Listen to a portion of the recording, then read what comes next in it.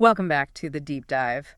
We're looking at a really packed set of sources today from the latest Raw recap. We're going to try and pull out the key narrative threads here. Yeah, and this week, it felt less about just wrestling matches, more about the mind games, the psychology, and frankly, alliances just completely falling apart. Absolutely. So our mission today really is to analyze these big shifts. We've got the intense situation between the top champion. A philosophical battle. Yeah. And then you've got the factions, like the Usos and Judgment Day just imploding from within. And the women's division.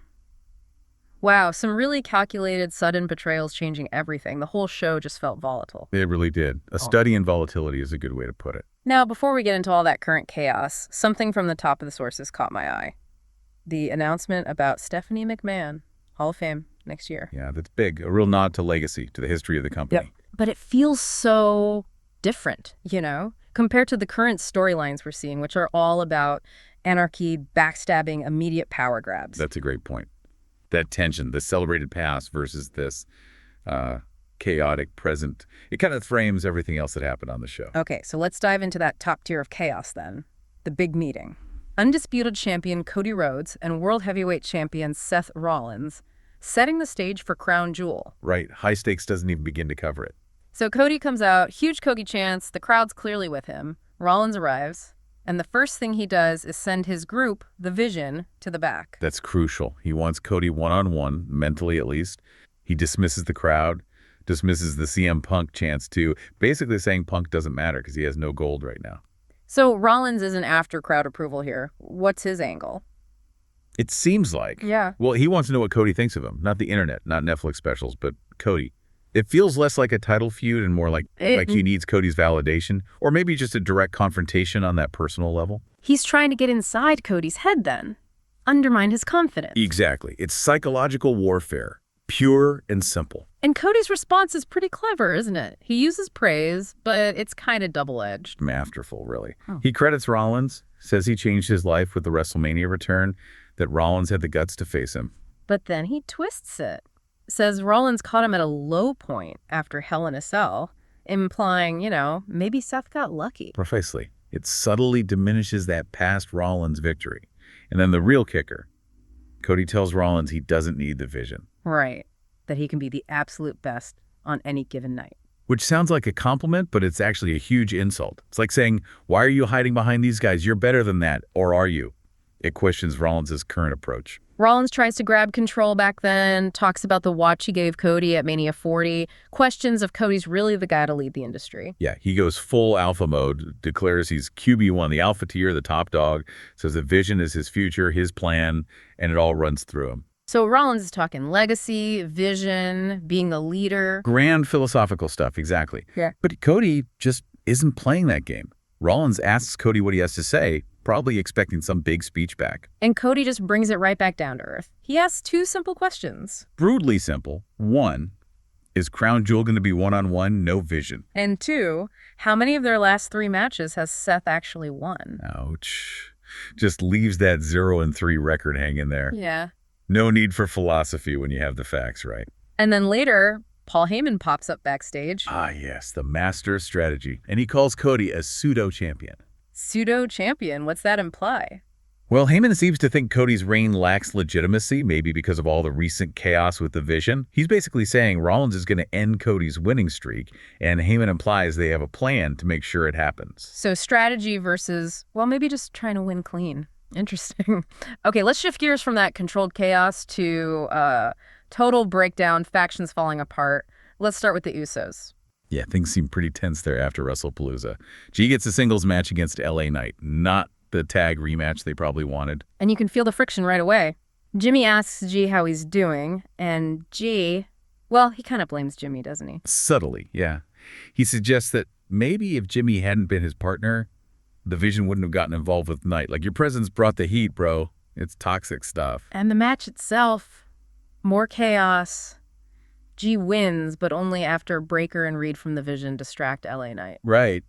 And then the really weird part, Jimmy comes back out with a chair, looks ready to go after the Vision guys. But Heyman stops him, physically holds him back, shouting at the Vision to back off, trying to manage the situation. Seems like it.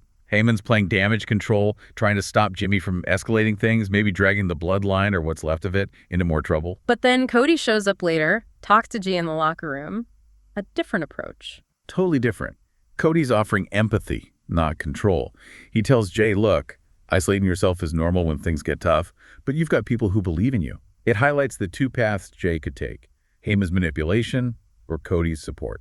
Interesting crossroads for Jay.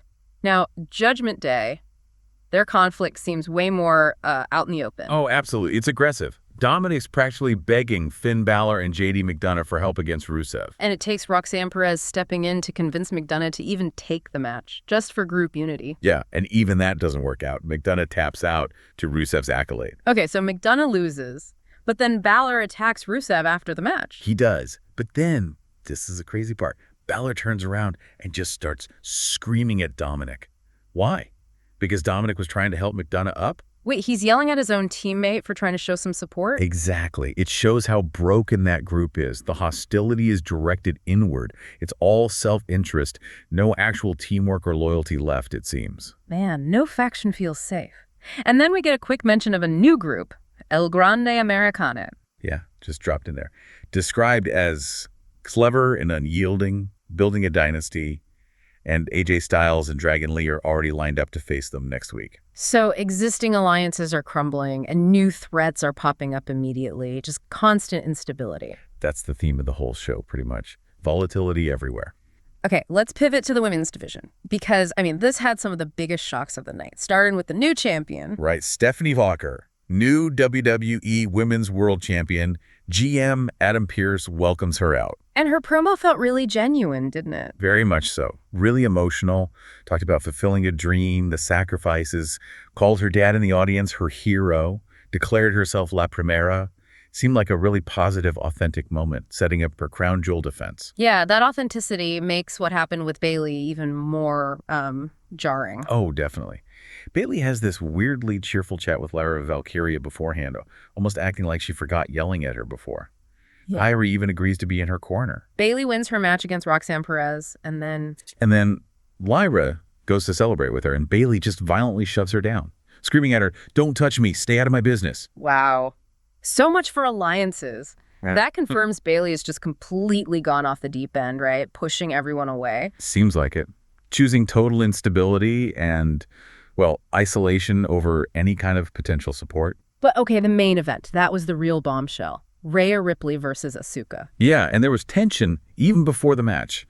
IYO SKY tried to talk Asuka out of it, give her advice. And Asuka basically told her to get lost, right? Right. Said she wouldn't take advice from someone who already lost. Exactly. Setting the stage for conflict. Now, the finish looked like an accident at first.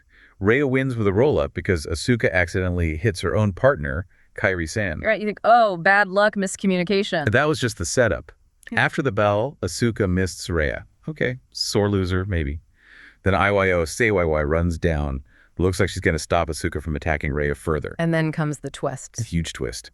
Asuka stops, turns to IYO, and hugs her. A hug, like making up. For a split second, maybe you think that. But then, bam! Asuka hits IYO with a brutal spinning back fist. No way, out of the hug. Right out of the hug. And then Kairi Sane gets up, and she joins Asuka. Kairi attacks IYO too, hits the insane elbow. So Kairi wasn't mad about being hit. It was planned. It had to be. The show ends with Asuka and Kairi standing tall over both Rhea and IYO. It wasn't just chaos. It felt like a meticulously planned, devastating betrayal. Power dynamics flipped instantly. That's insane. So the whole IYO-Asuka friction was maybe just a smokescreen? Looks like it. Or at least Asuka was playing a much longer game. And now she and Kairi have formed this seemingly destructive new alliance. It just proves, in this environment, loyalty is just a tactic before the inevitable backstab. So taking all this in, this whole deep dive, what's the big takeaway about the state of things right now? I think the biggest insight is just how much volatility defines success, or at least plot progression right now. You have the high-level mind games with Cody and Seth, which are controlled, psychological. Contrasting with the factions in the women's division where it's just sudden, violent treachery. Exactly. It feels like almost no one is operating in good faith. Yeah. Trust is gone. And that lack of trust, that expectation of betrayal, is what's driving everything forward. And for you, the listener, this really sets the table for what's coming. We've got huge matches announced for Raw next week already. Rusev defending the IC title against Dominic. Yep, payback for that attack. Then Bayley facing Raquel Rodriguez, that could get ugly fast after what Bayley did to Lyra. And the Usos versus the Visions, Breaker and Reed in a tornado tag match. Oh, that's just guaranteed carnage. It confirms the faction violence is absolutely escalating. Okay, so for our final provocative thought, let's circle back to the beginning. That contrast between legacy and chaos. Right, the Stephanie McMahon Hall of Fame announcement. If the current culture we're seeing week after week is driven by betrayal, dissolving teams, stabbing partners in the back just to get ahead, how does that kind of environment stack up against the history, the legacy symbolized by someone like Stephanie McMahon being honored? What does this relentless, almost necessary treachery we're seeing now suggest about the true legacy versus the maybe messy future of the organization? Something to think about for sure, as loyalties seem to shift every single week. Indeed. Yeah. Well, thanks for joining us for this deep dive. Yeah, thank you. And hey, if you found this useful, please do like, subscribe, maybe leave a comment wherever you're listening. It really helps us out. We'll see you next time.